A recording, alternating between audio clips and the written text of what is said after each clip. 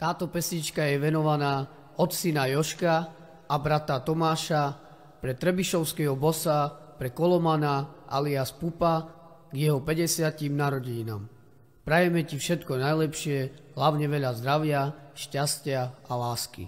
A k blahoželaniu sa pripájame aj my, kapela GA Lukáš Šandor.